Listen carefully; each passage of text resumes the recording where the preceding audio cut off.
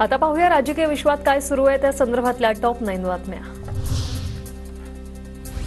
लाडकी बहीण योजना लाभार्थ्यांमध्ये 1 महिन्यात 5 लाखांनी घट। लाभार्थ्यांची संख्या 2.46 कोटींवरून 2.41 कोटींवर। छाननी प्रक्रिया सुरू असताना नवी माहिती समोर। लाडकी बहीण योजना ही सुरू राहिली पाहिजे। निवडणुकीच्या अगोदर का नियम लागू केले नाहीत? आमदार राजेंद्र पाटील यड्रावकर आक्रमक। आता एकही अर्ज अपात्र केल्यास रस्त्यावर उतरून आंदोलनाचा इशारा।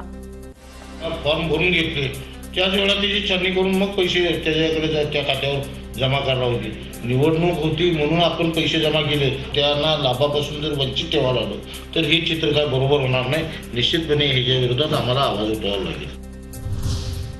ठाकरेंची शिवसेना आणि पवारांच्या राष्ट्रवादीची पक्षाचं नाव आणि चिन्हाबाबत लढाई सुरूच राहणार।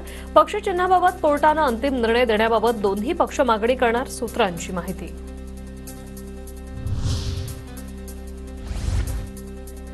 पुण्यात अजित पवारांच्या उपस्थितीत 5 जिल्ह्यांच्या जिल्हा नियोजन समितीची बैठक। रोहित पाटील, विश्वजित कदम, विशाल पाटलांनी घेतली भेट। राधाकृष्ण विखे पाटलांना मुंबई उच्च न्यायालयाचा दिलासा। विखे पाटलांविरोधातील याचिका मागे घेण्याच्या कोर्टाच्या सूचना। वाळू माफिया संदर्भातील विखेंच्या विधानावर आक्षेप घेत शरद कोळींनी दाखल केली होती याचिका। समरजित घाटगेंच्या भाजप प्रवेशाबाबतच्या चर्चेला पूर्णविराम। समरजित घाटगेंनी भाजप प्रवेशाबाबतचं वृत्त फेटाळलं। राष्ट्रवादी काँग्रेस शरदचंद्र पवार पक्ष सोडून कुठेही जाणार नाही, घाटगेंची प्रतिक्रिया। सोयाबीन खरेदीला पणन विभागाकडून मुदतवाढ। शेतकऱ्यांनी घाबरून जाण्याचं कारण नाही। सोयाबीनच्या शेवटच्या खरेदीपर्यंत केंद्र सुरू राहणार, कृषी मंत्री माणिकराव कोकाटेंची माहिती।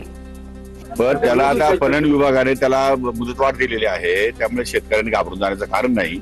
त्या संदर्भामध्ये पणन विभाग त्याला मुदतवाढ देऊन सर्व शेतकऱ्यांचा माल खरेदी करेल।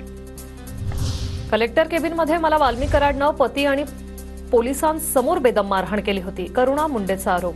धनंजय मुंडेच्या गँगमध्ये वाल्मिकसारखे अनेक लोक। पुणे, संभाजीनगर आणि सांगलीत आका, माझ्याकडे सर्वांचे पुरावे, करुणा मुंडेंचा दावा।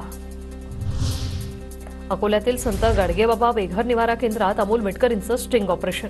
बेघर केंद्रात अनेक अनियमितता असल्याचं निदर्शनास मिटकरींनी व्यवस्थापक आणि कर्मचाऱ्यांना धरलं धारेवर। दीनदयाल अंत्योदय योजनेतून निवासी बेघर लोकांसाठी निवासी योजना ही महायुतीच्या सरकारने कार्यान्वित केली आणि आज मी इथं अचानक भेट दिली तेव्हा कळलं की महानगरपालिकेने टेंडर जे दिलंय ते आशा किरण बहुउद्देशीय संस्थेला दिलंय। मात्र त्या टेंडरच्या नामावली काय, कोण्या निकषावर त्यांनी सिक्युरिटी गार्ड इथे नेमलाय, कोण्या निकषाच्या अंतर्गत त्यांनी काय केलं याचा कुठेही